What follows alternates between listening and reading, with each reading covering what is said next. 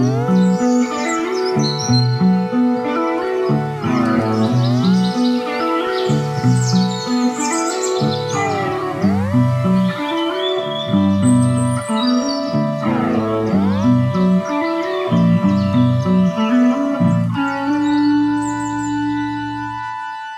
back, guys.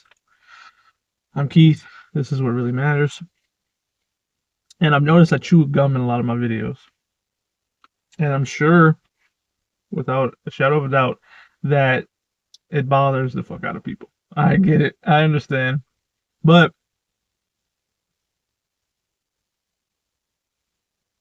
it is what it is. You know what I mean?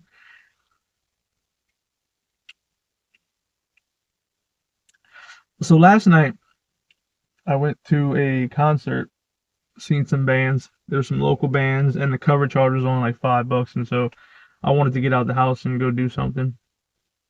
And I wanted to support my friend. It was his birthday show. He was in one of the bands, and he brought back one of his old bands from like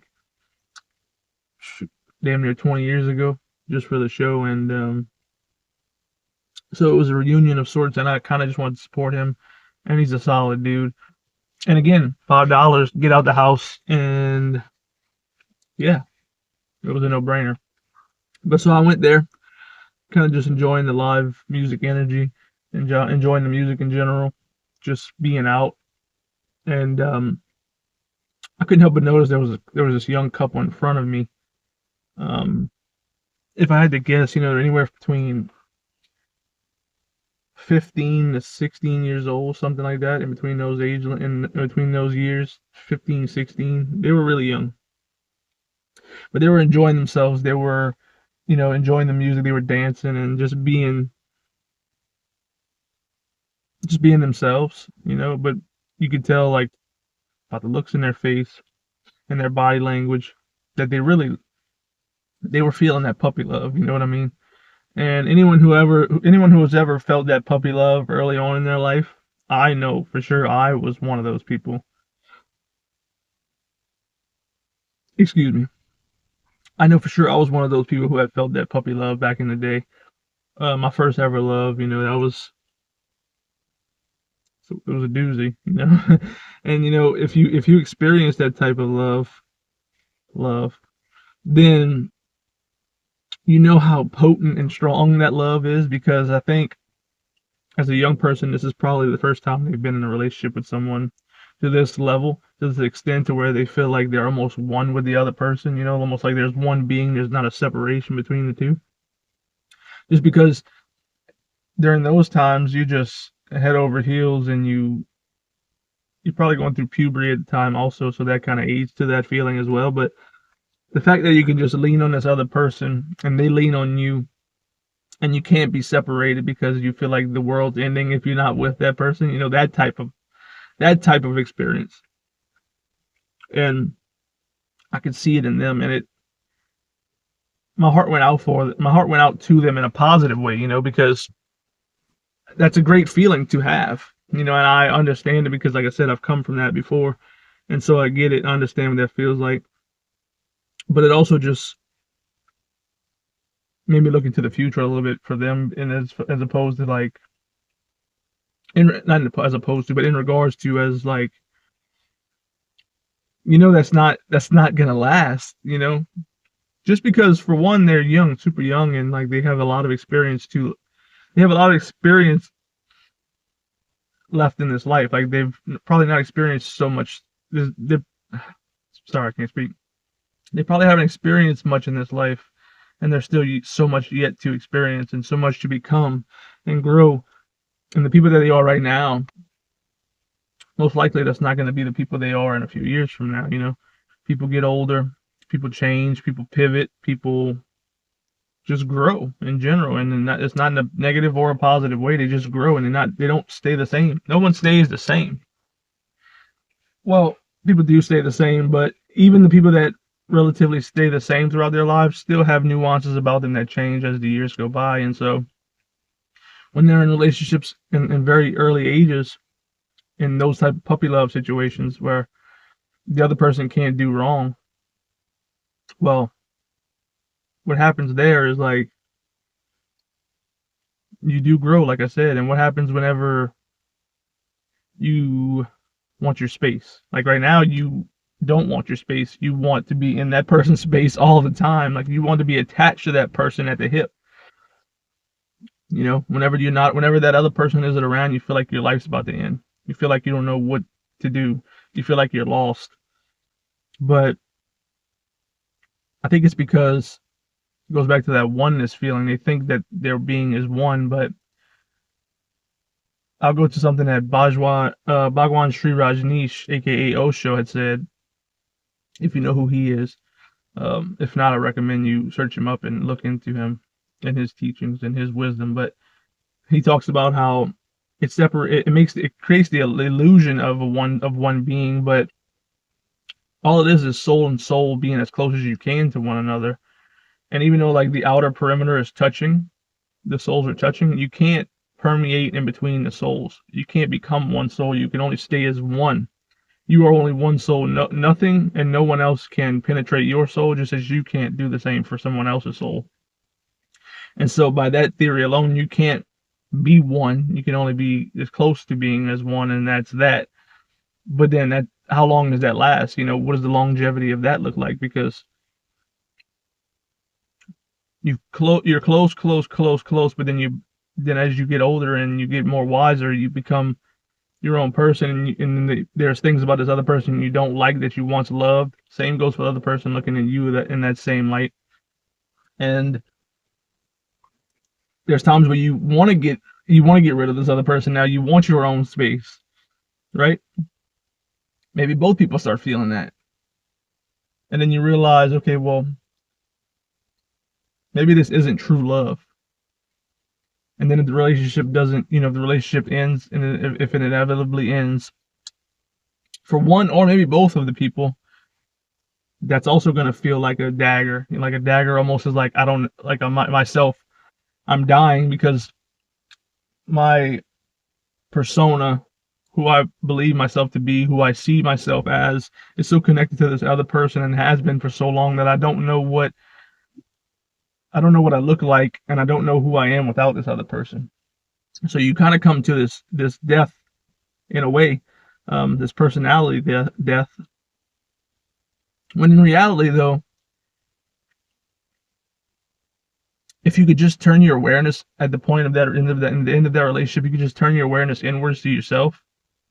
You'll know that the love that you felt in that relationship, that strong emotional pull you felt to this other person that you thought they were the source of, instead you are the source of that love, and that love has always been within you. Now the same goes for the other person as well. But when you're looking for love and thinking it's coming from this other source outside of you, this other being that you're with, your partner, I feel like that can only spell the end in any kind of relationship. Or you run into the people who get into these relationships where the honeymoon phase is there, it's gone, and then it becomes this partnership, it becomes this companionship where you are forced to accept things about this other person that you don't like anymore, and they are forced to accept things about you that they don't like about you now. But since you were married and since you signed a documentation saying that we're going to be together for life and all this other stuff, you feel like you're obligated. You feel shackled to this other person now. And instead of leaving, instead of leaving the relationship or the companionship because you feel like you're not happy anymore and you feel weighed down and you feel shackled, people stay in that because they just feel like they're obligated to stay in that thing. Or they lie to themselves and pretend like, I don't know what, or they not pretend, but they look at their lives and say like, I don't know what this looks like without this person. So I don't want to know what it looks like without this person, basically. Like I don't know what it looks like, and I don't want to find out what that looks like, because they don't know who they are. They don't know that the source of love that they're getting from this other person is again coming from them, and it's always coming from them. And I feel like the only way a romantic relationship could ever really work is if both partners get to the point where they realize within themselves that they are the operant power. They are the source of the love that they felt in the relationship for so many years that they no longer feel. If they can find out and realize that they themselves, like, turn their awareness inward and find out that they are the love, they are the light, they are the love. If they can both understand that, then from that knowing, you then understand that the person that you are with is also you. You know, it's a paradox. Even though the love is coming from you and the love and their love experience is coming from them, there is no separation as far as we are all one energy. The separation comes from, well, it gets deeper than that, because we are our own soul. We have our own characteristics and experiences from past lives and everything that make up our own unique soul. But even within that, we're all a part of the one source, the one God, the one spirit. So I'm not trying to get into like minutia with all that kind of stuff because it'll just get confusing. But when you can realize that the source of love is coming from yourself, and yet we are all still one, maybe then a relationship, or at least, not platonic, but like a romantic involved relationship, a romantically involved relationship, can then possibly survive if both parties figure out their oneness, figure out that they are the source. Because otherwise, it becomes just this nasty codependency thing. And I've seen it happen in so many relationships. Most relationships that I've seen in my life, and I still see to this day, are not based on true love. It's not based on unconditional love. It's based on codependency. It's based on, you do this thing for me, I'll do this thing for you. And you get so used to that, and you get addicted to that type of energy where you're relying on someone else and the other person relies on you, that you can't bear to even get out of it or bear to see a way out of it. Even though it's probably best that you two would part, because you're obviously not healthy in this relationship and no one's truly happy, because the love you once felt, you don't feel anymore for this other person. But let's say if you're not feeling great in a relationship and maybe you take a break, not long after that break, you start feeling like you're missing this person. But what you're really missing is the experience you have with this person. You're missing the things that this person provides for you. It just becomes this nasty thing where you're using one another. And yeah, it's not good, and it has no way it offers no way for a relationship to thrive that way. So yeah, as far as the relationship I saw with these two young people yesterday, it just made me think about all that, of how pure at heart that love was, and I could tell that they loved each other, and it hit me in my heart, like it pulled on my heartstrings, because I could feel it energetically. I could feel their love and how pure and passionate it was. But I too, having been there before in my life, know that that's not sustainable. It's not sustainable if you can really be truthful with yourself. You know what I mean? And as hard as that is of a pill to swallow, it's also freeing.